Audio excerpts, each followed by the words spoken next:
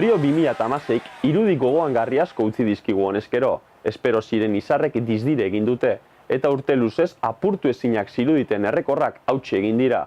Orain arte, 177 urrezko domina zintzilikatu dituzte, podiumaren koskari gorenera igo diren kirolariek. Dena ez da urregorri kolorekoa ordea. Atzo jakin genuen, ez ezagun batzuek pistolekin egin zietela lapurreta, Ryan Lochte, Gunnar Bentz, Jan Conger eta Jimmy Fegelen estatu batuetako igerilariei. Dirk Tichelt, Belgikako judokak ere susto ederra hartu zuen.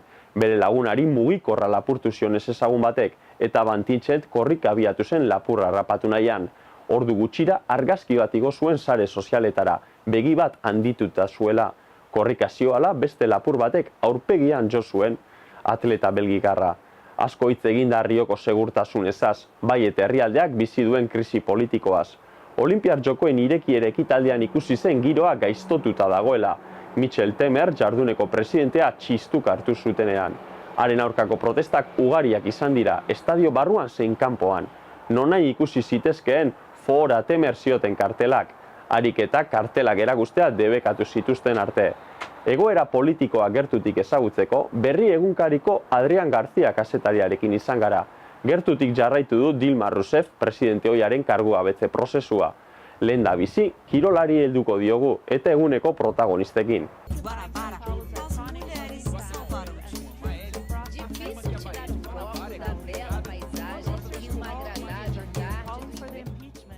Gaurkoan, hasteko Pertigari buruz hitz egin behar dugu. Izan ere, atzo izan zen gizonezkoen finala eta brasildar batek Thiago Brasek eraman zuen urrea. 6 metro eta 3 zentimetrotako marka egin zuen. Bigarren geratu zen Labilleni frantziarrak baino 5 zentimetro hobea. Marka olimpiko berria ezarri zuen. Brasilen ondo ospatu dute Brasen garaipena. O Globo egunkariak esaterako sareko albiste nagusitzat hartu du. Frantziako egunkariek berriz beste aldea erakutsi nahi izan dute, eta Labilleniren zilarrezko domina nabarmendu dute. L'Equipen irudia adierazgarria da. Labilleni ikus daiteke eserita eta aho zabalik. Xok egoeran irakur daiteke azpira. Le Monderen arabera, Labillenik amore eman zuen historiara pasako den final baten ostean. Atletismoan, 400 metroetako emakumezkoen finalak irudi berezi bat utzi digu. Shauna Miller Bahamarrak jauzi bat egin zuen helmugara iriste hartzela, eta modu horretan irabazi zuen urrea. Irudia egunkari askok erabili dute. Bestetik, David Rudisha keniarrak 800 metroetan lehena izatea lortu zuen, Londresen lortutako urreari jarraipena emanaz. Rudishak urrea errepikatu du 800 metroetan, dio El Paisek. The Guardianek keniarraren azken itzuli askarra nabarmendu du. Euskal kirolari erreparatuz gero bada aurrera egitea lortu duenik. Sergio Fernández Nafarra 400 metroko esidunen final erdietara pasada. Bere txandan 5. izan da. Berriak bere gehigarri berezi handioenez, Fernandezek beste jauzi bat egin du aurrera. Gaurko gonbidatua Adrian García berriako kazetaria dugu. Egunotan Rio de Janeiro, Olinpiar Joko ez gain, badago beste fokoak, badaude beste nunun zentratuta, kasu honetan politikan. Egoera berezia da, Brasilekoa, eta krisi politikoak bete-betean jo du Olinpiar Jokoetan, eta Adrian, gaurko egoera zelakoa da, Brasilen. Opa, atxalde hon. Urte luzez itxaron dituzte Olinpiar Jokoa Brasilen, eta azkenean ekaitza politikoaren erdian egiten ari dira. Krisi politikoa sakona da herrialdean. Ekonomia kaskarra da, maldan beran dago, langabeak gero eta gehiago dira, eta Brasilek egun ez du presidenterik, baizik eta hauteskundeak sekula iraziz dituen jarduneko presidente bat.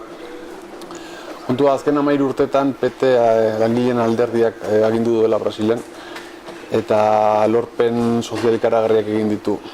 Baina azken urtetan krisi ekonomiko globala eta batez ere lehengaien merkatzeak hori dela eta egoera zaildu asko herrialdean eta Dilma Rousseffek kudatu behar izan du egoera hori. Zer egin du? Gizarte alorreko ekarpenak asko gutxitu ditu eta politika neoliberal batzuk bultzatu ditu, privatizazioak eta bar. Eta horrek haserrea eta txikaba sortu du kalean. Hain zuzen ere, posizioak baliatu du haserre hori eta haren kontrako kanpaina abiatu du. Rouseffi egozten diotena zera da, aurrekontuak kontuak makilatzea. Hau da, urte bateko gastuak hartu eta horren urtera mugitzera, eta parlamentuaren baimenik gabe maileguak eskatzea. Eta horri buruz epaituko dute. Puntua, senatuko adituek txosten bat argitaratu dute esanez hori ez dela delitua, baina oposizioak ala ere bururaino eramango du prozesua. Azkenean, parlamentuak babestu duaren kontrako epaiketa egitea, eta orain hilaren 26an hasiko da epaiketa, eta irailaren hasieran jakingo da behin betiko kargu gabetuko duten, edo ez. Bera Dilma Rousseffek salatu du bere aurkako estatu kolpe bat, bere aurkako kolpe bat dela. Bai, horixe, haren jarraitzaileek eta hori salatzen dute. Kontua da, 54 milioi boto emaileekin izendatu zutela presidente Dilma orain dela 2 urte, 2014an.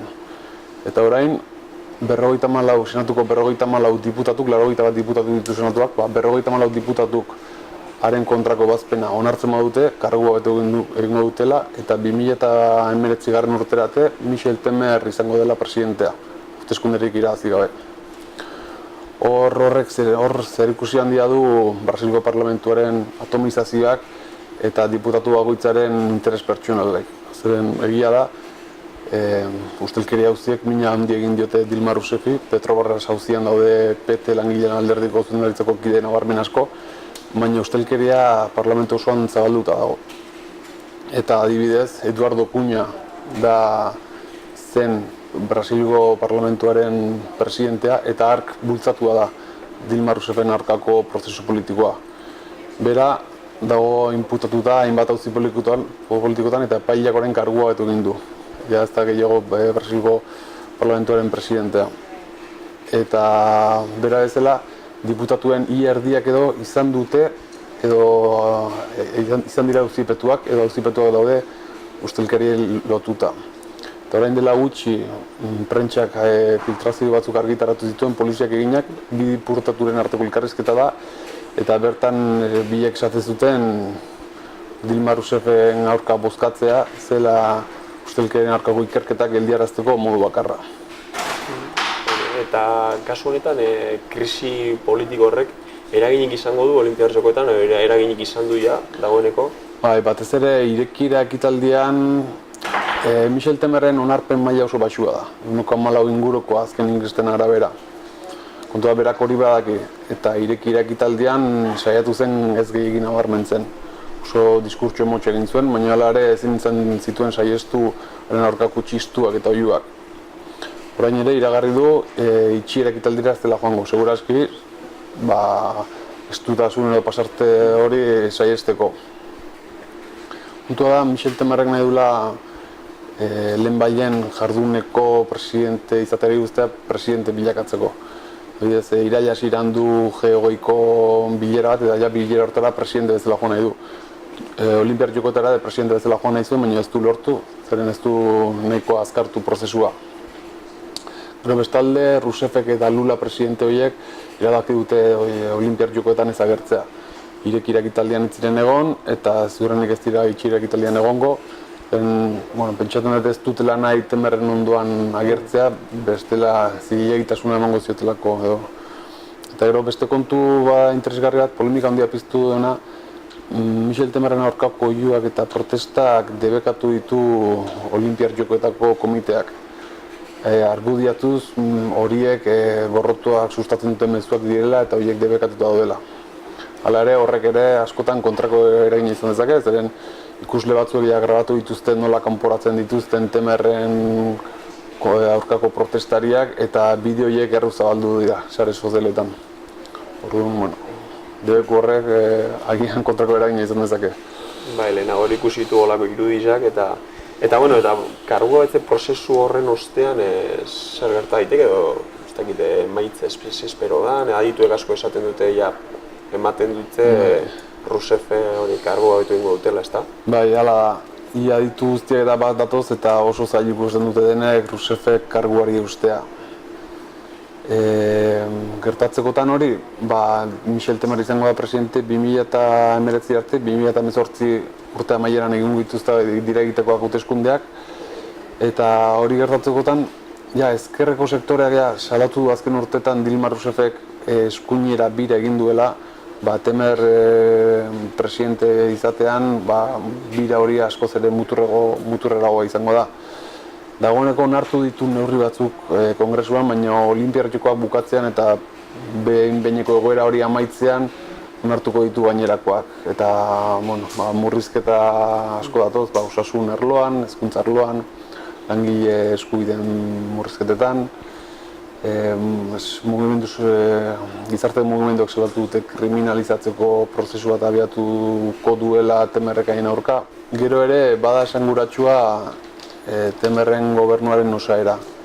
Nahi zuzen ere, Brasil gizarte oso anitza da, eta gaztea batez ere, baina Temerren ministroak denak gizonezkoak, zuriak eta adinen sartutakoak. Eta batez ere, Ricardo Barros, osasun ministroaren ateraldiek polemika handia piztu dute.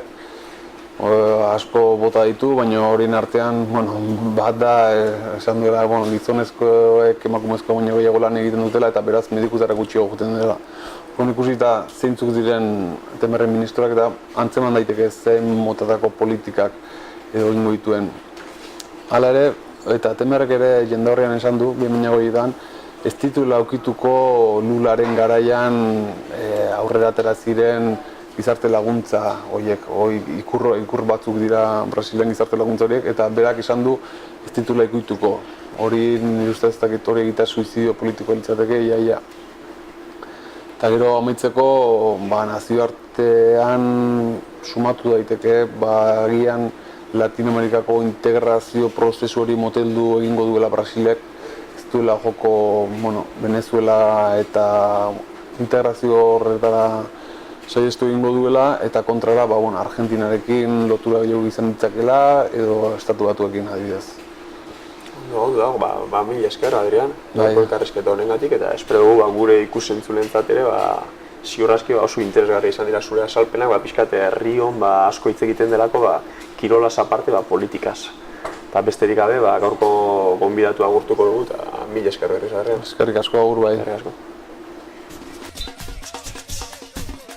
2016an 80 urte bete dira Berlinen eginiko Olinpiar Jokoetatik. Unean uneko egoera politikoaren isla izan ohi dira jokoak, eta hala gertatu zen 1936etan ere.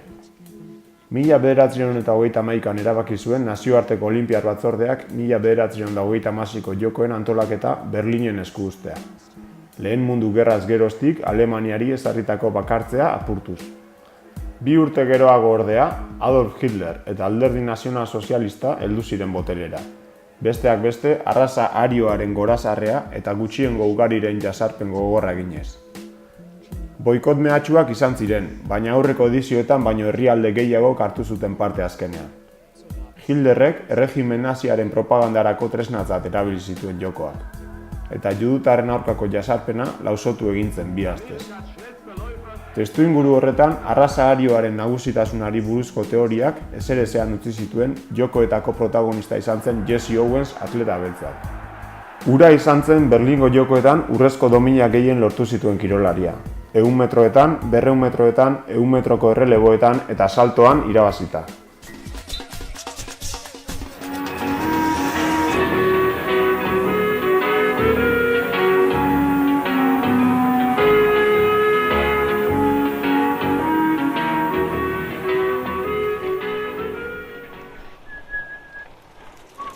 Kaixo berriazale, astebete baino gehiago da internintzela, eta internetik gabe munduan zer gertatzen ari den ez dakit. Olinpiar Jokoak suspenditu izan balira ere, ez nintzen konturatuko. Ondo bidean hori bai, 112 urteta gero golf lehiaketa ospatzen eriko da egunetan Rion. Begirada garbi eta puruarekin aztertuz gero, munduko kirolik ederrena da golfa. 6 kilometro egiten dira Zuhaitz eta Zelai artean, 80 urterekin joka daiteke eta handicap sistemari esker jokatzen hasten garen egun berdinean munduko txapeldunari erronka irabaz diezaiokegu. Ia beti gertatzen den bezala diruak itxustu du kirol eder hau, klub elitistekin eta espekulazio urbanistikoa dela eta perretxikoak bezala ugaldu diren zelaiekin.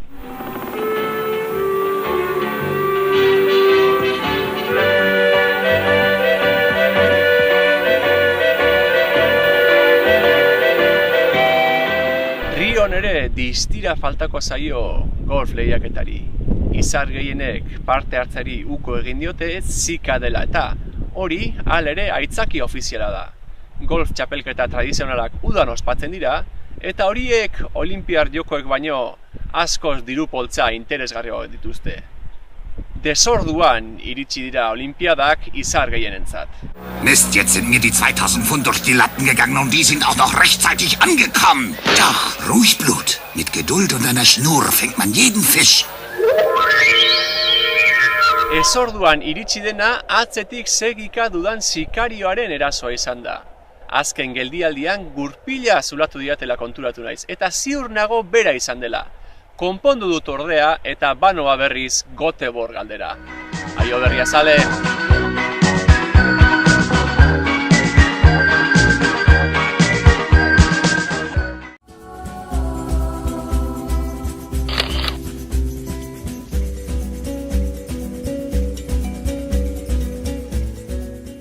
Bradley Wigginsen mingaina, Usain Bolten tximista, Mo Farah atletaren emea edo alderantziz.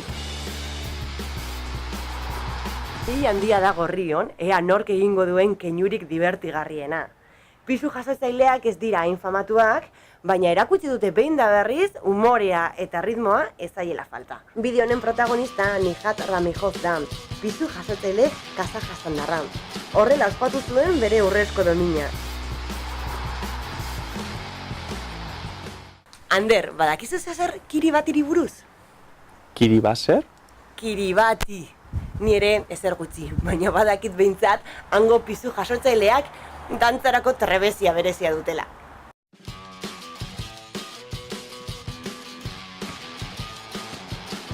Edo behintzat horrela erakutsi zuen David Katautauk.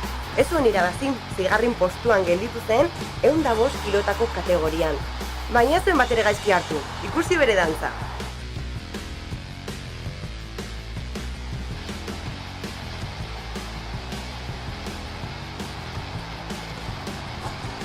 Kirol gutxi egongo dira, alteriofilia bezala, indarra eta gogortasuna erakusten dutena. Ba, irudi horri, buelta eman dio Lidia Valentin pisu jasotzaile espainiarrak. Keinu gozo-gozoekin amaitzen ohi ditu bere ariketak. Lara, gaurko ez da izan oso serioa, ez da? Ez, bat ere.